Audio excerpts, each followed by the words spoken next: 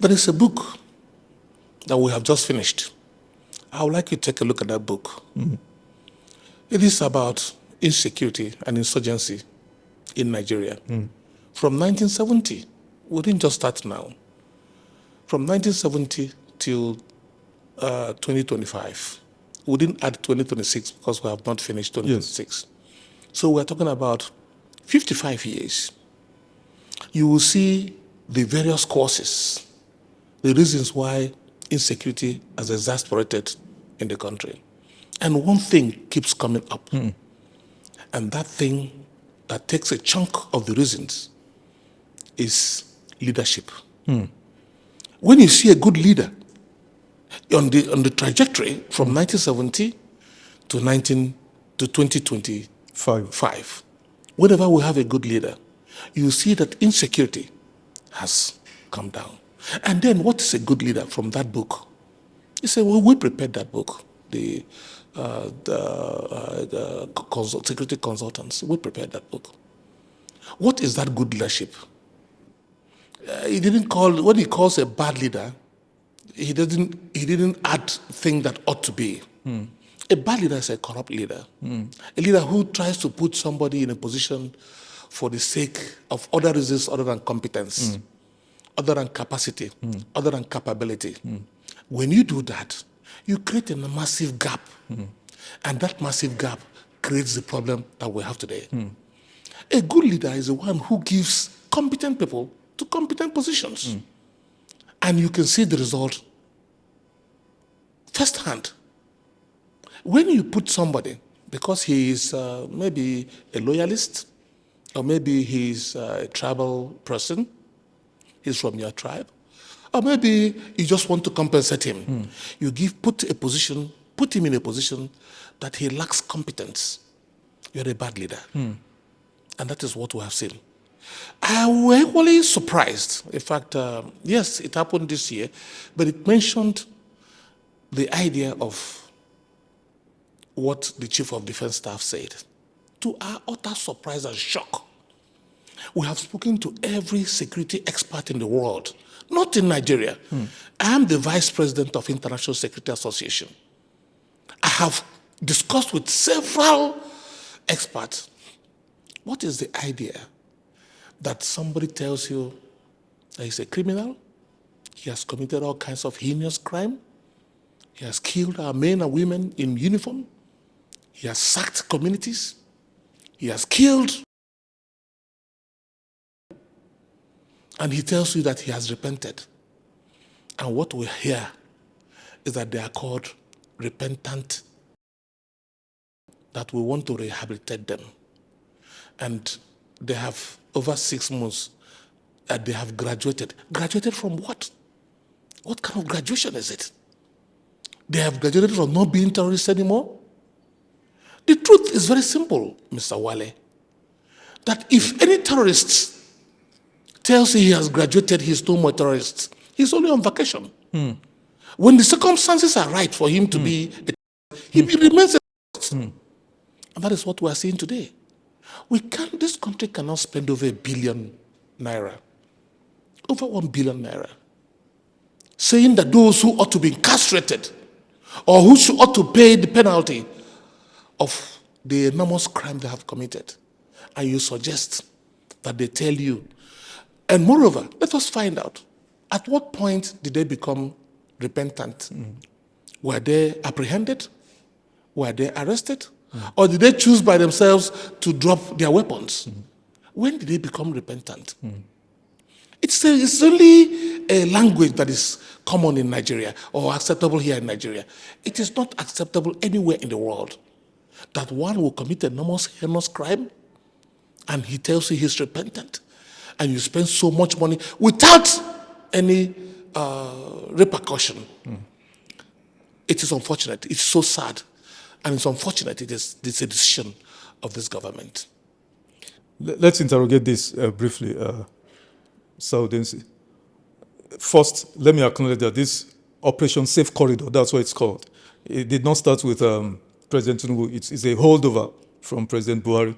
But, Chief, I know you thought, but I didn't quite get it. You are the expert here. In Nigeria, I don't know how many Nigerians have your, cognate experience on global security matters. Is there any country in the world that does the same thing? Or people commit treason, crimes of that nature? Do you know? There's no such country in the world. So where did you get this from? The templates? That's what we're asking. In fact, one of our consultants from Switzerland, he said, and I paraphrase him, go and tell your political leaders, especially those who are running your security apparatus, if they have forgiven and called them repentant and things that will bring back or bring down insurgency, go and ask them to go back to school. They have learned nothing and they know nothing. They should go back to school. It's unfortunate that around the world, nowhere else, I'm the vice president of International Security Association, 186 member nations. And we have talked to all the security experts around, even those that are serving as chiefs in their various law enforcement agencies of their country. We have asked them, what is this? What is this? There's no deterrent. And once you lack deterrent, you are encouraging some serious crime. And let me give you figures and facts. If you check repeat offenders, check those who have committed heinous crime, served, and released, they have come out to be repeat offenders. And in some countries, we have over 60% repeat offenders. Now, we are talking about those who have served their term in the various penitentiary, in the various detention centers, as against those who did not even pass through the judicial system of being prosecuted, of being found guilty, or even serving one day. These are people who were arrested, picked up by law enforcement in the course of putting their lives in danger. And they have been picked up, and they suddenly tell you that they have repented. And you spend billions to rehabilitate them, and after 6 months, just 6 months, you are injecting them back into the society. Wale, we are talking about a country where our data system, the data application system, is very substandard, extremely substandard. If not entirely non-existent, actually. It is existent to a large extent, but it is substandard. It does not meet international best practices. You're talking about, sorry to interject, you're talking about criminal records of convicts or those even arrested. That's what you're talking about here? Yes. Does it exist? It does exist, but in a very, very weak state. I'm in charge of the Interpol systems. The only system that we know that is superb, that meets international standards, is the I-247 of Interpol. That's what we're running right now. 196 member nations.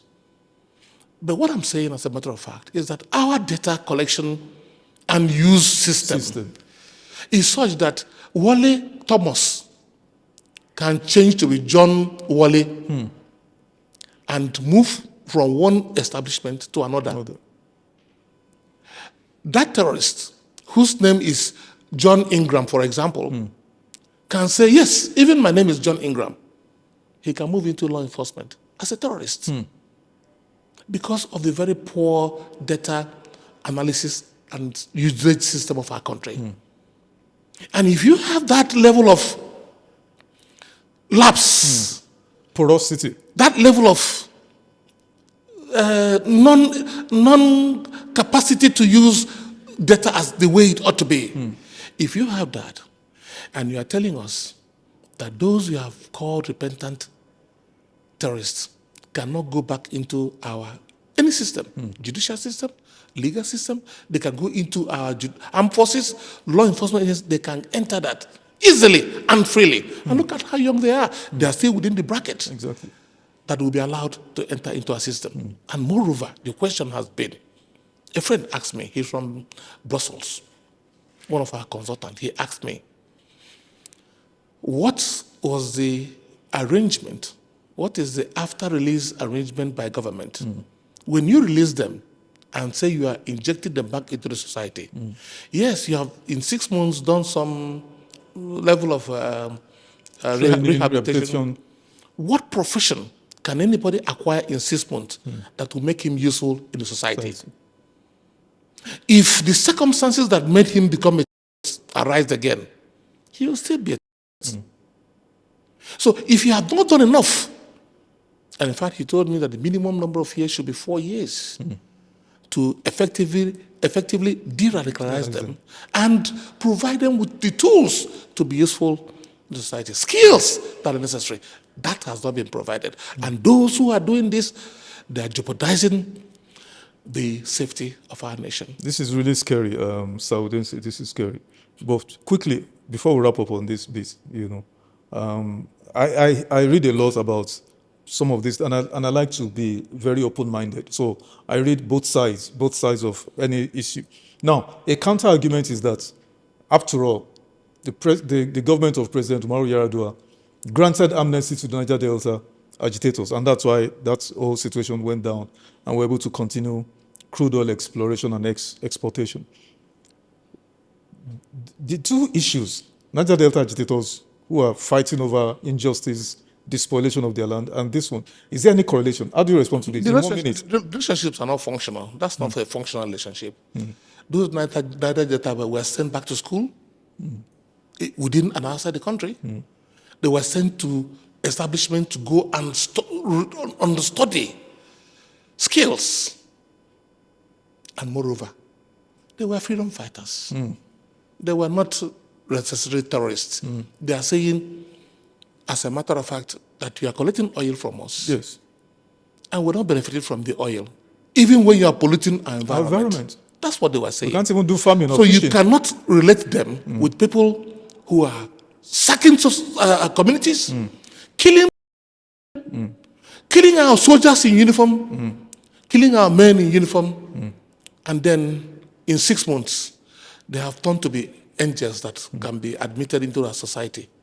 That is totally a form of madness that we're exhibiting in this country. And it's going to boomerang very seriously against us. What do you say in one sentence, if you can?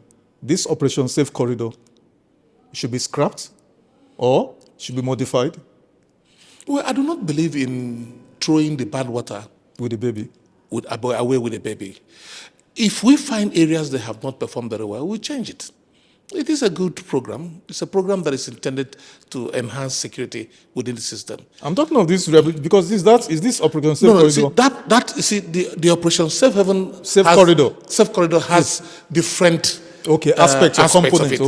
The aspect that has to do with deradicalizing, that is unacceptable. There's nothing like that. It does not work around the world. Only legal force is required against violence. That is what brings violence down. You don't bring unnecessary peace that doesn't work to those who have shown extreme violence to the society they ought to belong to. And that's unacceptable. And some have argued, to lend credence to what you're saying, when amnesty was granted to the Naija Delta agitators, the rate of insecurity and then agitation, went down drastically. Absolutely. That's why we're able to continue, crude oil exploration and whatever. Absolutely. Whereas we've been doing this now, over 3,000, sir, de-radicalized. Has it improved insecurity? Or rather, it has worsened? It has protected the problem. Okay. It has made the problem worse. Okay. Now, and that would tell you that it is not working. Evidence